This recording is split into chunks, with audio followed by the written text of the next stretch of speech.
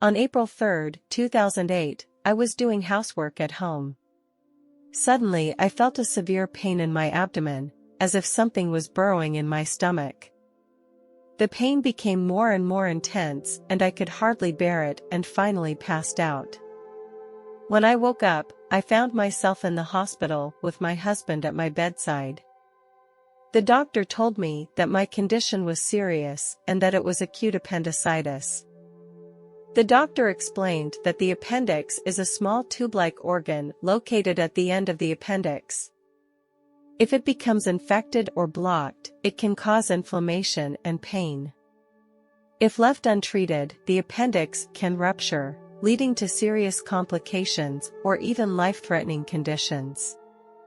My doctor told me that I would need to undergo excisional surgery to treat my appendicitis. I was concerned about the risks of the surgery, and the doctor assured me that it was a routine procedure with minimal surgical risks. After careful consideration, I agreed to undergo the surgery. That afternoon, I underwent the surgery. The surgery went well. The doctor made a small incision in my abdomen and then removed the appendix through an endoscope. After the surgery, the doctor told me that everything had gone well and that my appendix had been completely removed. Although the procedure went well, I needed to stay in the hospital for a while to make sure I was fully recovered. During this time, the doctor discovered that my wound was infected. The doctors needed to perform a second surgery on me. They tested the fluid in the infected area and found staph bacteria in it. My second surgery began. The doctor gave me an anesthetic, but after a long time, I could still hear sounds around me. I heard the doctors sighing as they talked about my little 2-year-old daughter, whom I may never see again. They also talked about my family, my father, and my husband. Why do they talk about me and my family like this? I'm still alive, they shouldn't talk like that. Don't they know I can still hear them? I felt very confused and angry. My situation was not good at that time. Most of my body was invaded by staph bacteria. It was very complicated to completely eliminate this bacteria. During the first surgery, no one knew the cause of my infection. The tools used by the doctors were sterilized. I woke up in the intensive care unit. I opened my eyes and found my family gathered around me, their faces full of sadness. I had an oxygen tube inserted into my throat and had no way to communicate with them. I wanted to tell them, "It's not that bad, I feel fine." The doctor asked me how I was feeling and I made a victory gesture. The doctor walked out of the room to talk to my parents. I heard their conversation. "What does she have, doctor? What should we do now?" My mother asked anxiously. The staph had just started to spread, but it was very dangerous. My husband asked the doctor, "How serious is it?" The doctor replied in the affirmative, "Very serious. The doctor says I may now have brain damage. We are considering some kind of antibiotic to treat the bacteria in her body.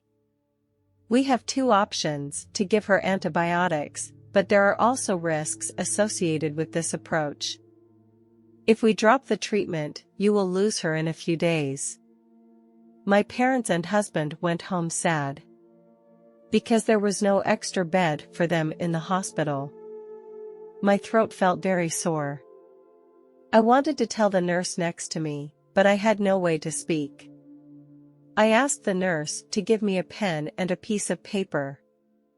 I told the nurse, "My throat hurts."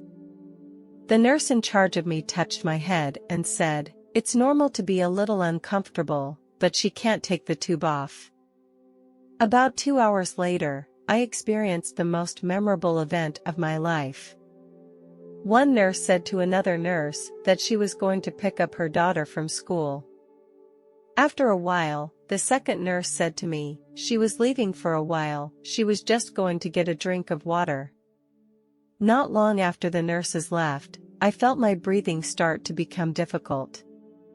As some sputum was produced, the tube was blocked. It prevented oxygen from reaching my lungs. I had no way to call out loud. My body squirmed and I couldn't do anything. A few seconds felt like hours. Just at the same time, the alarm sounded. A large group of doctors and nurses entered my room. I heard their panicked screams. They were calling for a team of specialists. They seemed to be shouting like madmen. I could hear everything, but I couldn't breathe anymore. The doctor put some fluid in a tube to try to suck out the phlegm. I stopped breathing and my heart stopped beating. Then, I left my body. When I opened my eyes again, I saw myself floating in the air in my hospital gown. I now felt very relaxed and the pain was gone. I could see my body and many doctors were surrounding it. Suddenly, I felt a mysterious force descending from above. It was coming closer and closer to me and seemed to be taking me out of this world.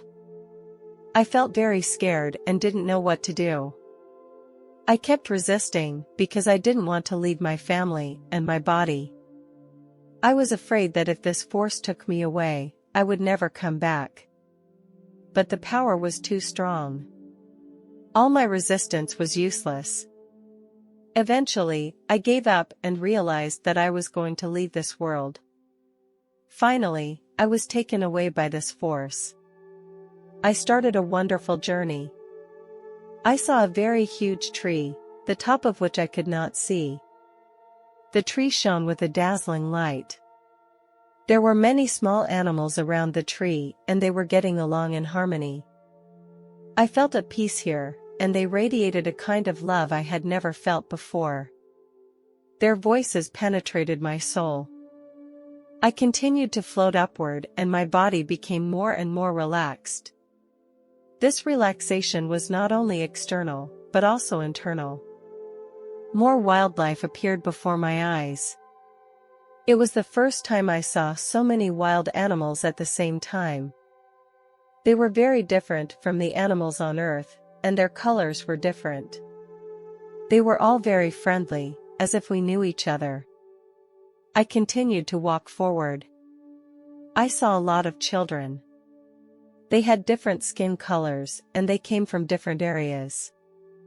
Each one was unique and beautiful at the same time. Everyone was happy and every child had a smile on their face. They were playing and running in the fields. I looked in the direction they were running and I saw a beautiful garden. There was a huge fountain in the center of the garden. I walked toward the garden and on the way I saw many people. There were teenagers and middle-aged people. I saw harmony and happiness. People were smiling and I felt the power of love. Around the fountain, there were flowers of all colors. People were sitting around, talking and smiling with each other. It was as if they were communicating with their consciousness. Some people were reading books in the garden. Here, I did not feel uncomfortable or hurt in any way. I suddenly thought of my parents and husband. I knew they were suffering now. I stopped worrying when I thought that they would also come here later. I continued on a little further and I could see a large group of old people. The old people were smiling and all looked very energetic. They were walking in a garden full of flowers with a beautiful river next to them. Suddenly, I saw a light in the distance. Could this be my final destination? The closer I got to it, the stronger the love I felt. The light seemed to be calling to me, telling me that it was my final destination. I slowly approached the light and felt its warmth and peace. I felt myself surrounded by it, as if I had merged into its embrace. The light brought me a feeling I had never felt before, an overwhelming purity of love and peace. I felt my soul become lighter and freer. This beautiful place made me feel overwhelmed with happiness and contentment. I am grateful for the mysterious force that led me here and made me feel this wonderful sensation. I felt a hand touching the top of my head.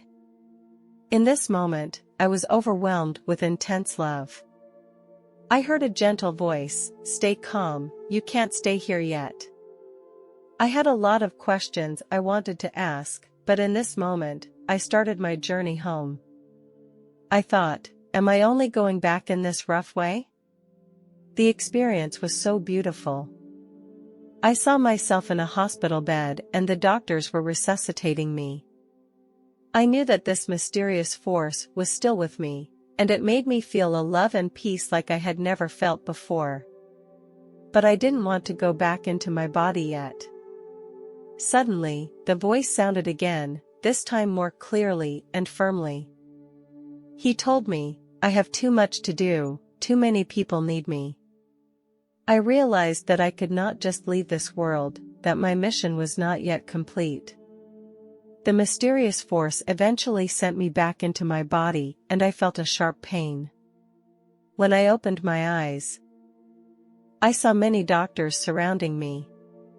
I felt a lot of heat in my chest. At this moment I started to shout, "No! I don't want to go back, I don't want to go back." No one heard me. I was desperate because I didn't want to stay here. I slowly fell asleep. It was as if no one cared what I wanted. Everyone wanted to take me back to this place of pain. During the time I was gone, my heart stopped beating. The doctors did not give up on me. After a long time, I regained my heartbeat. A doctor stayed with me all night. At first, I felt confused and disoriented. I blamed the doctor for bringing me back. Several hours passed before I gradually came to my senses.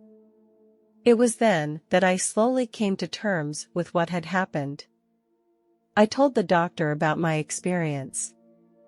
After the doctor heard my story, he was silent for a while. Then he began to tell me some stories about near-death experiences. He said that these experiences are not rare and that many people have similar experiences. He told me that this mysterious force could be a belief or faith deep inside me. He asked me if I had any religious beliefs, and I said I did not. I began to wonder if I should seek a faith to help me understand this experience. The doctor told me that faith can help people be stronger in the face of death and hardship.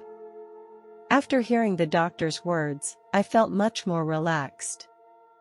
I returned home with very mixed emotions. On the one hand, I was thankful that I was able to return home and see my husband and family. On the other hand, I was confused because I could not explain the scenes I had experienced. I tried to tell my husband about the light I had seen and the power I had felt, but he did not believe me. He hugged me and reassured me, "Honey, it was probably just a hallucination you had during the surgery, don't worry too much about it."